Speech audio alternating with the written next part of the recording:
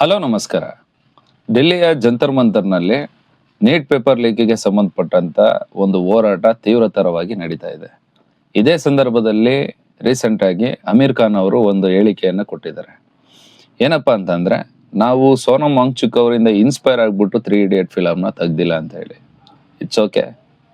ಸೋನಮ್ ವಾಂಗ್ಚುಕ್ ಅವರೇ ನಿಮ್ಮಿಂದ ಇನ್ಸ್ಪೈರ್ ಆಗ್ಬಿಟ್ಟು ಸೈಂಟಿಸ್ಟ್ ಆಗಿದ್ದಾರೆ ಅಂತ ತಿಳ್ಕೊಳ್ಳೋಣ. ಯಾಕಂದ್ರೆ ಇವತ್ತು ಸಮಾಜ ಇನ್ಸ್ಪೈರ್ ಆಗ್ತಕ್ಕಂಥದ್ದು ನಮ್ಮ ನೆಚ್ಚಿನ ನಟ ನಟಿಯರು ಯಾವ ಉಡುಪನ್ನ ಹಾಕ್ತಾರೆ, ಯಾವ ಡ್ರಿಂಕ್ಸ್ ಅನ್ನ ಕುಡಿತಾರೆ, ಯಾವ ಊಟವನ್ನ ತಿಂತಾರೆ, ಯಾವ ಸ್ನಾಕ್ಸ್ ಅನ್ನ ತಿಂತಾರೆ, ಮತ್ತೆ ಅವ್ರು ಗುಟ್ಕಾ ಹಾಕ್ತಾರ, ಎಣ್ಣೆ ಕುಡಿತಾರ, ಇದೆಲ್ಲದಕ್ಕೂ ಇನ್ಸ್ಪೈರ್ ಆಗ್ಬಿಟ್ಟು ಸಮಾಜ ಅವರನ್ನ ಫಾಲೋ ಅಪ್ ಮಾಡುತ್ತೆ.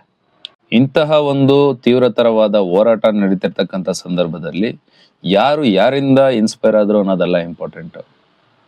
ಹೋರಾಟಕ್ಕೆ ಎಷ್ಟು ಬೆಂಬಲ ಸಿಕ್ತು, ಅದರಲ್ಲೂ ಎಷ್ಟು ನೈತಿಕ ಬೆಂಬಲ ಸಿಕ್ತು ಅನ್ನೋದು ತುಂಬಾ ಇಂಪಾರ್ಟೆಂಟ್ ಆಗುತ್ತೆ.